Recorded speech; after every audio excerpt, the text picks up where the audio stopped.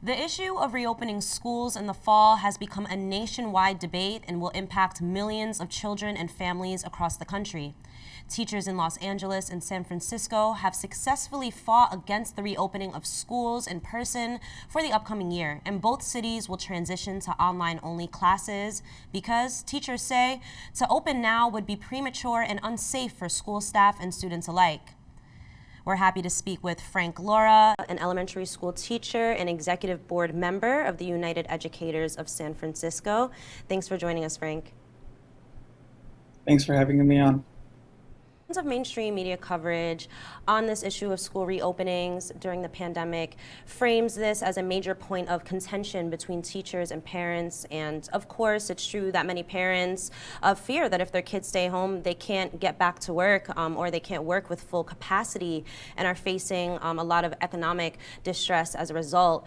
But we know it's way more complicated than simply teachers versus parents. What are your thoughts on this? Seen recently, as the system is really collapsing before our eyes, right, where it's the economic crisis, the health crisis, is that the leaders of this country, instead of taking responsibility for the system they're managing and for the decisions that they're making, they're in fact pitting workers against workers. And this is just another arena in which that is being carried out.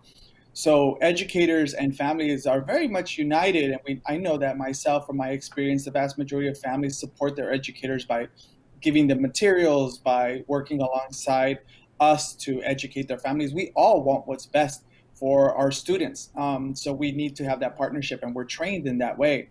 But what you're seeing right now is that in order for the powers that be, whether it be at a federal level, state level, and obviously those who run this economy, they need to sell to the public that people need to get back to work, even though it's extremely unsafe, even though they have provided no leadership in actually mitigating the worst part of this disease. In other countries, they're opening up because the state actually provided benefits, have actually provided salaries so that they can take care of their families. And for us, all we had was a $1,200 check. So the desperation is real.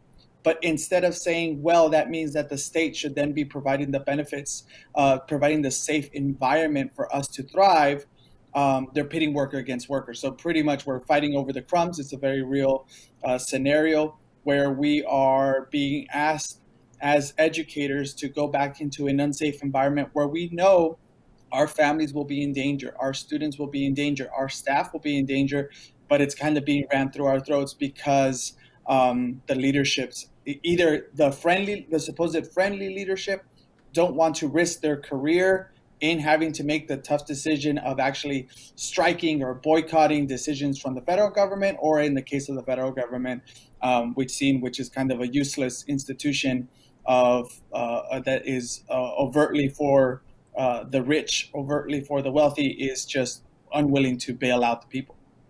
Now, many of the problems facing the San Francisco Department of Education predate this pandemic.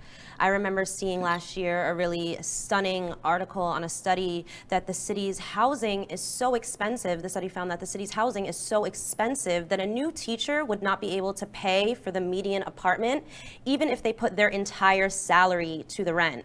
So can you talk over some of the overall situation facing public school teachers and students in the Bay Area, and what are some solutions?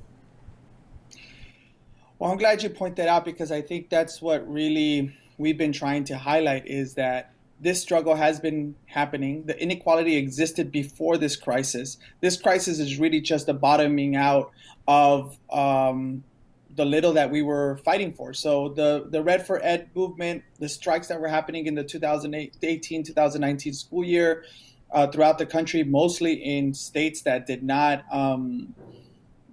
were right to work, did not have opportunities to unionize. They were pointing at the level of disparity, right? And conveniently in the mainstream, it was kind of like, see, it's happening in Republican states. But we saw with the UTLA strike in 2019, that was such a victorious strike, that it happened one of the first major strikes. The Chicago Teachers Union was another one, where it happened in Democratic Party-led states. San Francisco is, I would say, an authoritarian, dominated Democratic Party state. California is now vast majority, 2/3 majority, supermajority, Democratic Party led state. And the inequality is tremendous. The lack of opportunities for working class people is tremendous. So in San Francisco, for example, I think we have about 72 billionaires. Those billionaires have been given enormous amounts of tax rate at the local level, at the state level. They have not been asked to actually pay for any part of this crisis. And it is clear to us that they're staying behind in the sidelines as they're amassing even more wealth. So educators had been doing through the union. We passed several propositions that actually increase the salary, stabilize the salary in a good way. And that was approved largely by the voters. So, for example, we had this proposition called Prop G that was approved almost by 2/3. It's now caught up in the courts. This is what I'm saying, is that the whole crazy part of the system. We ran through the ballot. It was a proposition that was going to increase the salary of union members, of educators, for 7%. It won by 62%, but because it didn't hit the threshold of 65, thanks also to the lack of support from the mayor, who is very much caught in the circles of the billionaires, we missed it by 3%. One person was able to file a protest against it from Los Angeles, and now it's caught up in the courts. It's a silly system, but we have been fighting tooth and nail to try and get some sort of equity. And that's as educators. This is not the families. We know that if we're struggling, right, our families are struggling even more. So let's say we are giving up 40%, 30% of our salary to pay for one bedroom apartment, where like right now, one bedrooms in San Francisco average about $3,700, $3,500. If we're giving up 30% of our salary, 40% of our salary, what does it mean for families who are literally living two families per one bedroom? So the one family lives in the living room, one family lives in the actual bedroom. So this is the level of inequality that exists in San Francisco, a supposedly liberal city. So in one regard, it exposes the system really run by the wealthy, where it will use the Republicans that are overtly anti-public institutions, anti-worker, anti-poor, in every regard, in word and in deed.